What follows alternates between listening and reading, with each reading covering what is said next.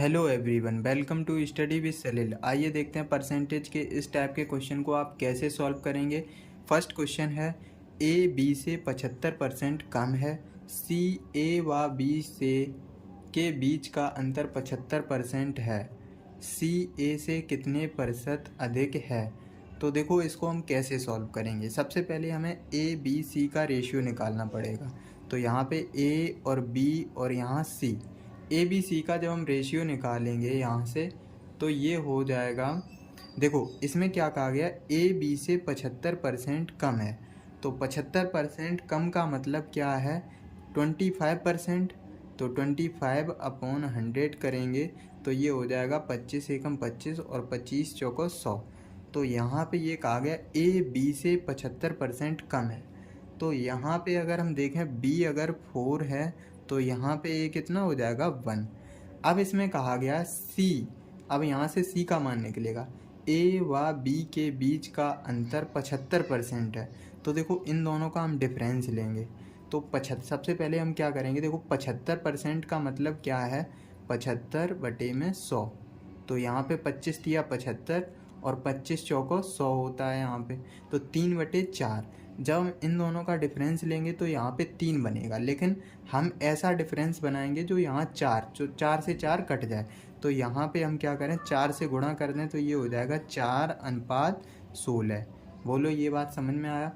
तो यहाँ पे 4:16 हो गया। तो अब ये बोल रहा है कि इन दोनों का जो डिफरेंस है ये क्या कह रहा है, ए बी से ए और बी के बीच का अंतर 75% है।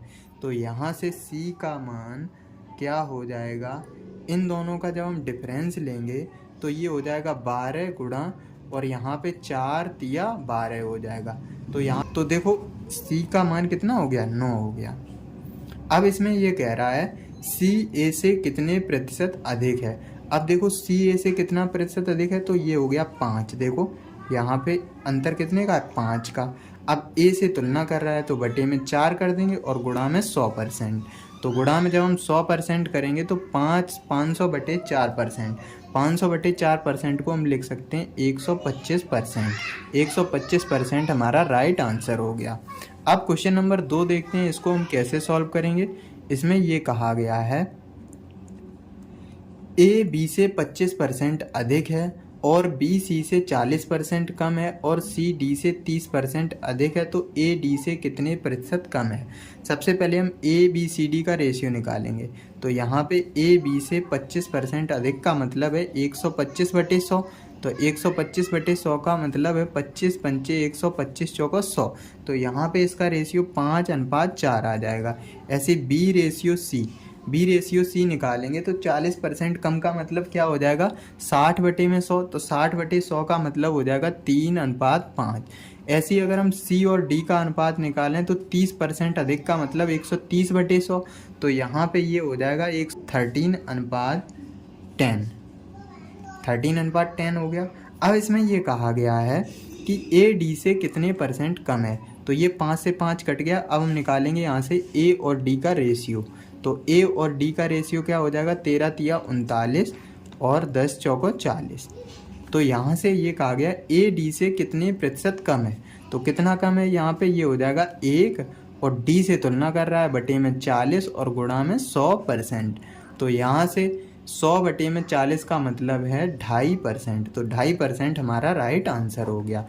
अब देखते हैं क्वेश्चन नंबर 3। क्वेश्चन नंबर 3 को हम कहा गया है, यदि किसी संख्या का 60% संख्या के 20% से 120 अधिक है तो संख्या का 28% संख्या के 33.1/3% से कम है, तो संख्या ज्ञात करनी है हमें। देखो क्या करना है, 60% से 20% कम है तो इन दोनों का डिफरेंस कितना होगा, 40%। तो यहाँ पे 40% की वैल्यू हमें दी गई है 120। तो यहाँ से 1% का मान कितना हो जाएगा, 4 तिया 12। तो 1% का मान हमारा 3 आ गया। अब इसमें ये कहा गया 28% संख्या के 33.1/3% से कम है, तो इनका डिफरेंस कितने का है, 5 तो हमसे 5 का मान पूछा गया है। तो 3 गुणा में 5 तिया 15 और 16/3। तो 3 से 3 ये कट गया तो संख्या हमारी कितनी आ गई, 16। तो 16 हमारा राइट आंसर हो गया।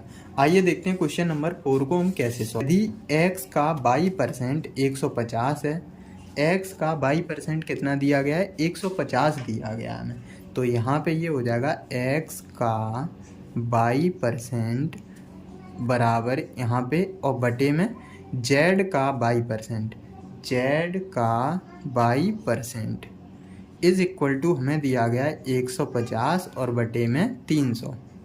तो यहाँ से देखो ये रेशियो में है तो ये 22 से 22 कट जाएगा। अब यहाँ से x और z के बीच संबंध, तो यहाँ से x अपॉन z का मान कितना हो जाएगा, ये हो जाएगा 1/2।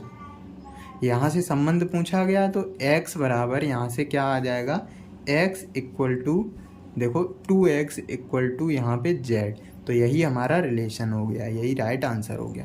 देखो क्वेश्चन नंबर 5 को हम कैसे सॉल्व करेंगे। इसमें ये कहा गया है यदि 50% ऑफ x माइनस वाई बराबर 40% ऑफ x प्लस वाई, तो x का कितना प्रतिशत y है। तो देखो इसको हम कैसे करेंगे। इसमें ये कहा गया है x plus y upon x minus y का हम रेशियो निकालेंगे, तो देखो x प्लस वाई और अपॉन x माइनस वाई करेंगे तो ये हो जाएगा 5/4 5/4 हो गया। इसमें ये कहा गया है x का कितना प्रतिशत y है, तो सबसे पहले हम x और y का रेशियो निकालेंगे।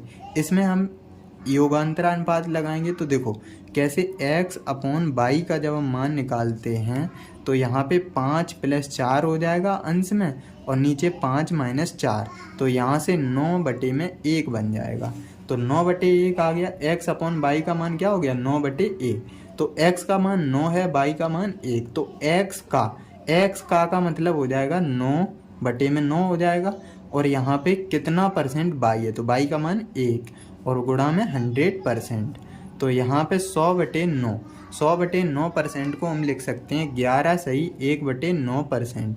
तो 11 सही 1/9% हमारा राइट आंसर हो गया। वीडियो पसंद आई हो तो चैनल को सब्सक्राइब कर लें, जिससे आने वाली सभी वीडियो का नोटिफिकेशन मिल सके। Thank you.